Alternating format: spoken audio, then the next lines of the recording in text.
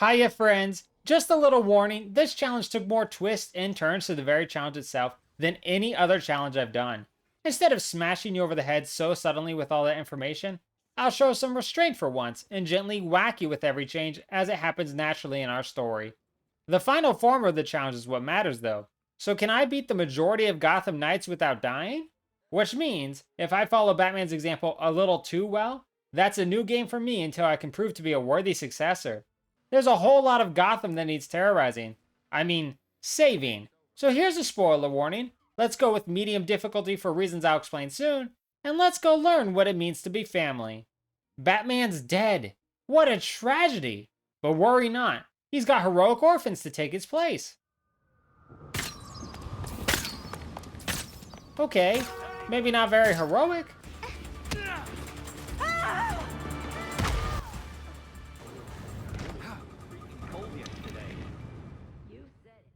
Okay, so not heroic at all. But I can assure you, they are orphans at the very least.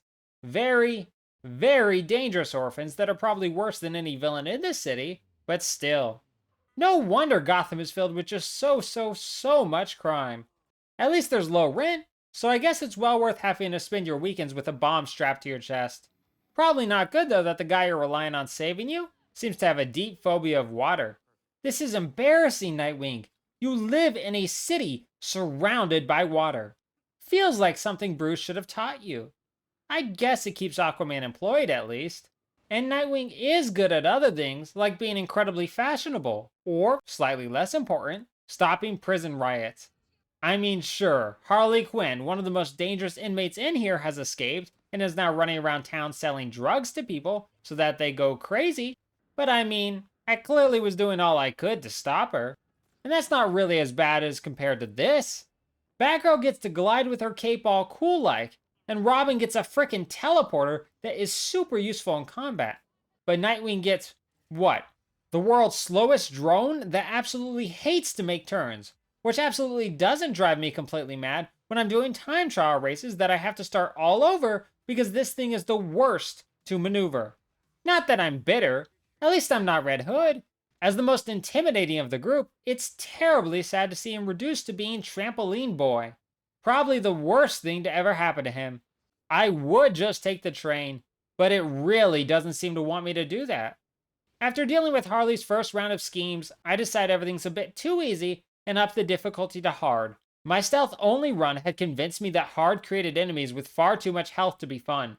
But as it turns out, I might have just been way too weak that run, because I'd spend the rest of the challenge on hard and never face that level of tediousness. Either that, or the hundreds of hours spent in other challenges has made me far more patient. Who can say? It's a little sad though how used to the chaos and violence the citizens of Gotham have become, but getting a gun pointed an inch away from their face is probably a daily thing for them. Now I'm off to stand around awkwardly while I wait for a police drone to land, so I can scan it, so that I can fast travel around the city.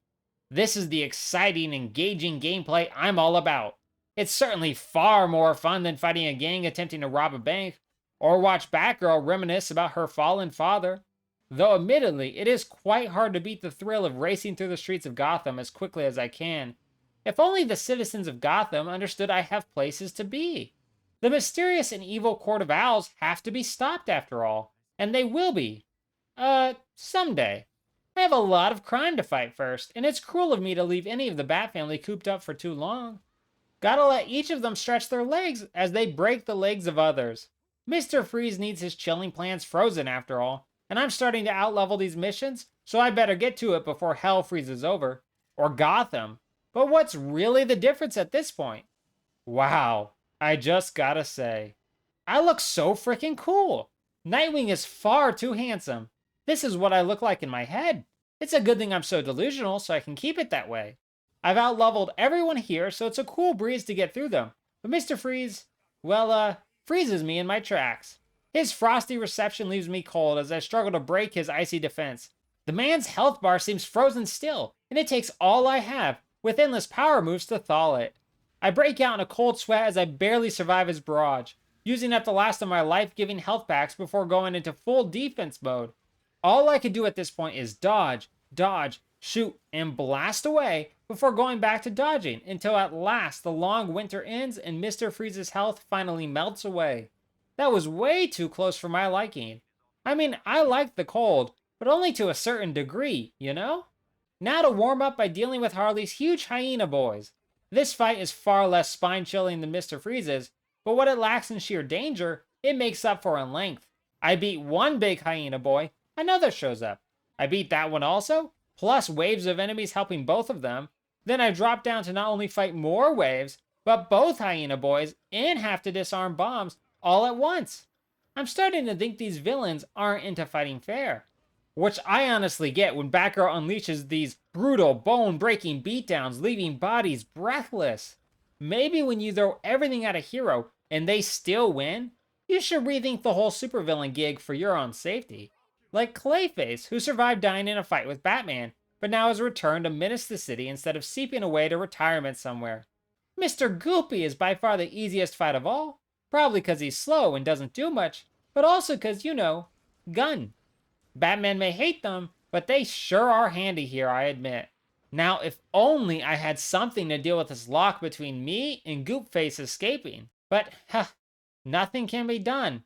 It would certainly suck now, after all that work, to die to the stupidest and most unfair obstacle dreamed up, right? Yes. Yes, it certainly does. Here's where things get complicated as I die 10 times trying to make it through this fast-paced death trap. When I first envisioned this challenge, it was meant to be a one-try attempt where I'd stop playing at the first death, but I chose that simply because I wasn't sure if I really wanted to keep playing if I died. But then this unfairness happened, and by now, the game had hooked me, and I didn't want to let something like this, that doesn't exist elsewhere in the game, with its one-shot killing, stop the whole challenge after 10 hours playing. So I chose to ignore any death from that area, and only restart if I were to die again. For those of you booing such a choice, worry not. I'm an idiot, and things don't stay that way. But I'm getting ahead of myself. Let's let Jason rest with his newly attained trauma, while Batgirl investigates a creepy mine shaft. Nice to see the standard blood streak that comes with all mines. Nothing worrisome there. Oh, and there's a miner! As usual, like all miners, these guys are extremely bloodthirsty. But nothing plenty of firm boops to the brain won't quickly fix, regardless of how many may come your way. If you're worried about them all dying, don't worry. I mean, yeah, they all died. No stopping that. But just don't worry. Better for your stress levels.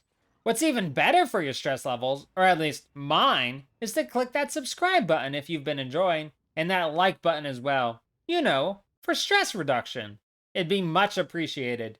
Better to just relax, ignore all the cries for help, and race through time trials across the city, collect batarangs, stare at art, discover diary pages, and locate all the landmarks in the city. Even with a guide, these collectibles were hell to find. It boggles the mind how I'm supposed to do it without one. Good thing I could pass the time searching for them by watching Psych for the 7th time. I'm much better at getting into fights with the Quartz thugs, and then immediately after, with the attacking League of Assassins. Angry people trying to kill me is much, much more my speed. The best part of this game is the family moments. Not only because I literally am in no danger, but because I love the Batfamily so much and they're just so precious. How can you not love them so much? A question I need to aim at the court, it seems, as they trap me in a maze and try and drive me mad with more traps and visions of Batgirl's dead dad berating her. The amount of trauma these kids are running around with would shatter your bones, much like a crowbar would. Good thing the maze is surprisingly quite easy to escape. Maybe next time you imprison a bunch of skilled vigilantes, you'd think about taking away their equipment so they couldn't just grapple away. But I guess even a murderous, evil, rich people cult has to have standards of villainy. Maybe they're still in shock from seeing me dance in Penguin's Club over a bunch of dead bodies, but I can't help it if I have amazing moves. Probably could have helped that I've managed to super outlevel the side missions. Starting to think prioritizing exploring the city might have been a mistake. I wouldn't want the fighting to be too easy after all. I feel bad for how much planning and work Harley put into this master plan when I come in and just bash right through her health. And if she thinks sending brainwashed civilians at me would force me to hold back, she has another thing coming. I'm the same guy that's been attacking them minding their business on the streets. Now I have extra justification. I'm convinced though when I fail to get out of her bombs and become paralyzed, I'd be dead if not for Batgirl's huge health pool. Really pays to overlevel after all, accident or not. With poor Harl's humbled, I break back into prison to see that once again, it's already under siege. Great security, Gotham. I guess I can't blame the city too much for not knowing how to deal with an entire freeze tank. It warms my heart to see that Mr. Freeze's mech is actually much easier to chip away at than in his previous battle. As the old saying goes, the bigger they are, the more warning they give that they're about to attack, and easier to dodge. Pretty sure that's the saying anyways. Just like with Harley, I freeze up in the endgame and almost pay for it if not for the last of my health packs providing me with the chance to bring the heat down upon Freeze for good. With both Harley and Freeze in lockdown, all that remains of the side missions is Goopface himself. While he's super intimidating, as it turns out, Gun beats Goop with ease.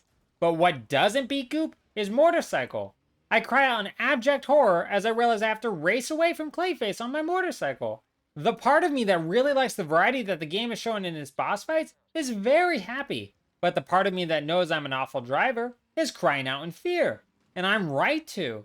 Super close to escaping, I fail to avoid just enough of the clay traps in my way and am brought down. It's here I had to question my original thought of not counting obstacle courses, and I realize it's too much of a slippery slope to not count any deaths, regardless of the fairness or the rarity of the encounter. So, losing 21 hours of progress, back to the start I went, this time on hard difficulty from the get-go. Thankfully, all cutscenes are skippable, and since I'm mostly good about staying focused, 5 hours later I'm back at the court's demonic obstacle course, this time determined to survive it. But life doesn't care what I'm determined to do, quickly killing me yet again, 7 times over.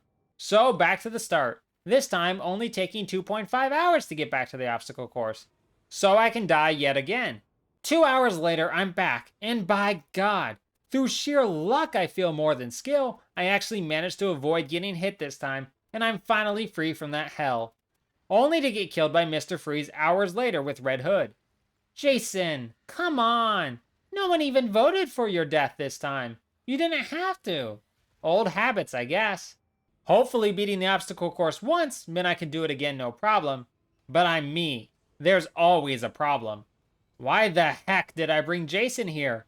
He continues his favorite hobby of dying, and back to the start yet again. But before I do, I really try to memorize the proper timing, something I should have done a while ago. Not that all the preparation and careful waiting will matter when I rush to torch my face off. After all these years, you'd think I'd stop being shocked at my own stupidity. But somehow, I never am. I really thought I'd have an next try, but nope. Once again, right into the fire. Is it too late to change my mind on counting this horrible death trap? I mean, kudos to the court for making such an effective one, but I'm way too unskilled for this. Which is why I spend the next 10 minutes just running back and forth through it, seeking to truly understand how to make it past. And after restarting yet again, all that practice pays off. I really feel like my heart was going to give out at long last, and I would join Bruce in heaven. Or, at the very least, stare up at Bruce from somewhere far hotter. But all that careful memorization, and far more luck than I deserved, got me through it. And this time, no endless winter to Mr. Freeze, as I ensured Nightwing, who has strong healing abilities, would do the work. I do panic pretty heavily when I get struck by traps in the maze, but unlike any other spot, you just wake up, with Nightwing even noting how weird it was. Wait, I'm back here? That's impossible! And thankfully, when checking the end of the night's summary, the game makes it clear these are hallucinations and not actual deaths. I have never been so happy to be at the mercy of soul-crushing hallucinations before. I do feel extra bad for Harley this run, as Red Hood's hail of gunfire rips away a phase of health every single use, bringing her down in record time. Batgirl has far harder of a time with Mr. Freeze's mech suit, and I was shaking in my little boots when I ran out of health packs and got cut down to half health. At least Freeze was only one hard achoo away from losing, allowing me to just barely win the fight. Once again, only Goopface remained, and while I thought of bringing someone else for variety, Jason, and more importantly, his guns, made too much sense to leave behind. Turns out not being in a total panic state actually makes this chase go so much better, and the fight itself really isn't anything to worry about, because once again, guns. Admittedly not as impressive as punching all the goop into submission, but a win is a win. All that finished, I invade the quartz tower, and being on level 30, the max level outside of New Game Plus, there's literally zero trouble here. I managed to outlevel everything I went to do, no matter the order. My characters learn too fast, it seems. Not that I'm complaining. This is very therapeutic after the hell that was the obstacle course. With the core officially down in a fight that gave me zero trouble, I give chase to the League. And while they're competent fighters, they have extremely little variety, so they also make for easy fights. And the family of man-bats they unleash on me aren't really a threat at all. In fact, I even divided them up to ensure the whole Bat family got to learn the rest of their abilities, with both that and the heroic assault mode, so that my team would be ready for anything. Especially Batgirl, given she learns how to summon a swarm of bats around her as protection. Super handy since they're apparently invulnerable to bullets and explosives, which I had no clue bats could do. No wonder Batman and his family have them as their symbol. With all that done, here's where I face my last problem of the challenge. The game didn't really have a clear 100% marker, since the side missions would keep refilling themselves. So I had collected all the collectibles, done most of the races, got most of the skins and abilities, beaten all the missions outside of the endlessly repeating ones, and now all that remained was Talia al Ghul blocking my way to victory. That's why this challenge went from just completing the story to 100%ing it to just beating most of it, like 90% to 95%. I wasn't willing to deal with a super long grind if it came down to that. I had begun this as Nightwing, and while Batgirl might have the better chance, I intend to end it as him. Talia pulls one last trick, resurrecting a crazed Batman to fight me. But well, that's not gonna happen with how much stronger I am and how predictable his moves are. Papa Bruce, now quickly free of the mind control, needlessly sacrifices himself for me. Cause this isn't his game, as much as I wish he'd be my unlockable in-game character. And now it's just between Talia and I. Problem is, she's quite skilled, and I'm less skilled to put it nicely. She's also sporting 2 health bars, which I find very unfair, as I chug down the health packs keeping me going, plus all the healing I gain just from using my hard-hitting abilities. How uncool of her to heal. That's clearly my thing. And how dare she prove incredibly difficult to dodge, making it so I'm just forced to tank through her attacks, letting off blasts whenever I can, and building up my ability usage by pulling off a lot of cool, but completely unnecessary flips. Good thing all my gear and level make it so her attacks barely hurt, but it really starts to add up. Just not fast enough to stop me from finishing her off and saving Gotham City. At least for like 4 hours before the next big bad clocks in. Huzzah! After 6 deaths over 61 hours and 45 minutes total, with my final run taking 18 hours exactly, I've beaten the majority of Gotham Knights without dying. Thank you everyone for watching. I hope you enjoyed it. The Bat Family will always be such a delight for me. Now go enjoy your day, and relish in the fact that you don't live in Gotham. Unless you're thinking about how low the rent must be, then I'm with you on that. Plus, it would be cool to see the Bat Family, even if it means I'm a hostage to the Joker. See you later, friends.